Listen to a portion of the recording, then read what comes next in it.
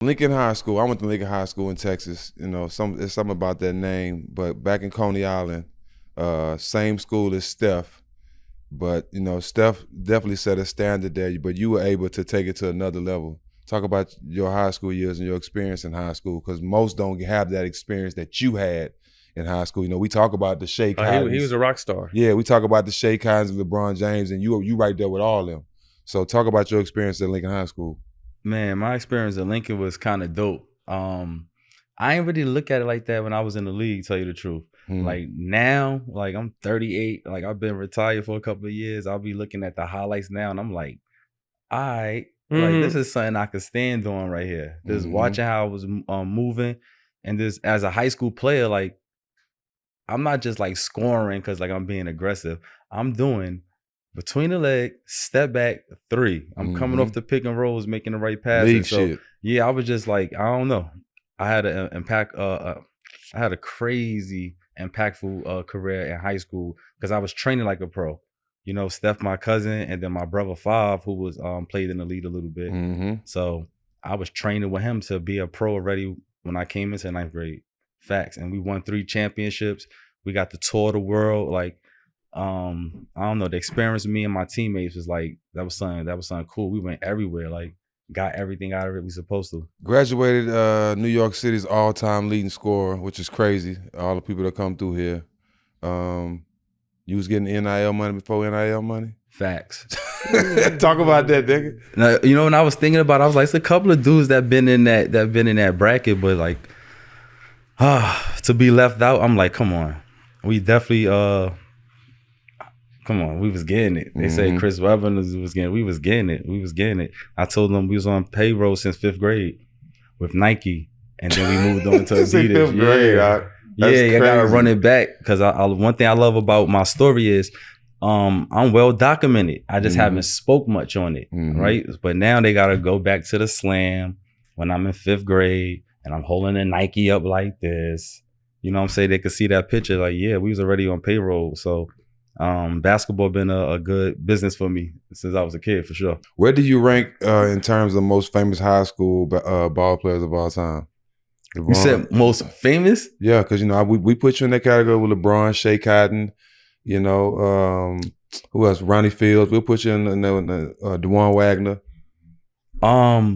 It's crazy because if you say most famous, I'm obviously gonna put Braun because Braun is Braun right now. In high school. But in high school, nah, I'm definitely going with, I definitely gotta be number 1. Because why I feel like the fashion in which we did it in. When I got to the school, we didn't have no contract for no sneakers and gear. When I left, they had a 7-8 year contract. You know what I'm saying? So all that type of talk, like, nobody can compare to me when it comes to that type of talk. How many times you was on TV in high school?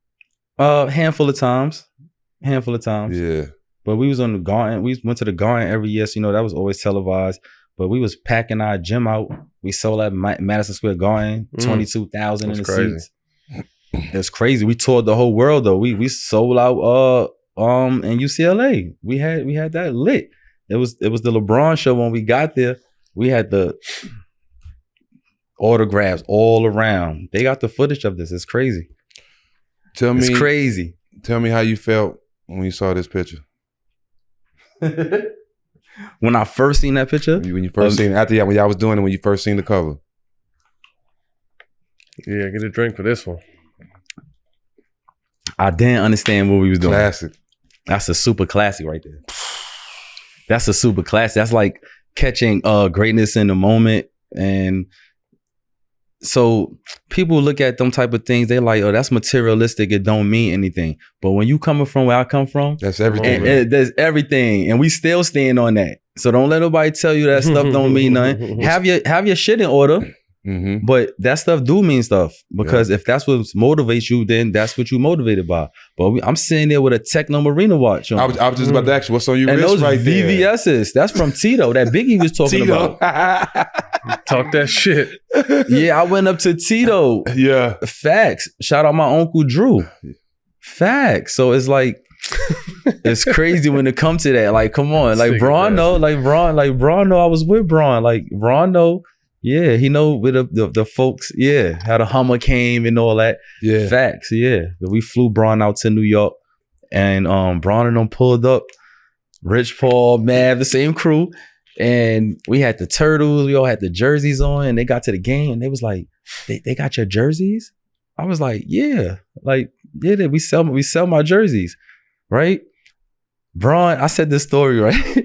Bron only had 2 points that game. Everybody from New York pick on me about that all the time. Yo, your man came out here, he only had 2 points. Bron was ready to go. He already got what he needed to get out the trip. Mm-hmm. You feel me?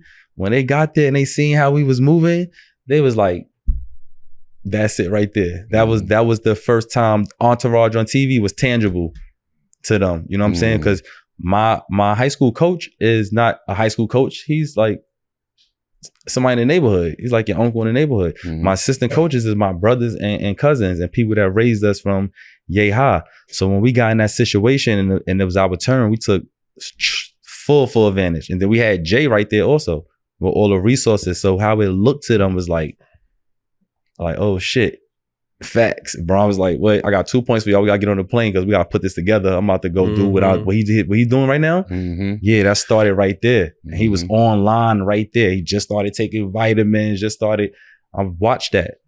So it's crazy. That's dope. Then the Sports Illustrated cover. Oh, the Sports Illustrated cover. I ain't understand that either. In the time when I'm doing this, nah.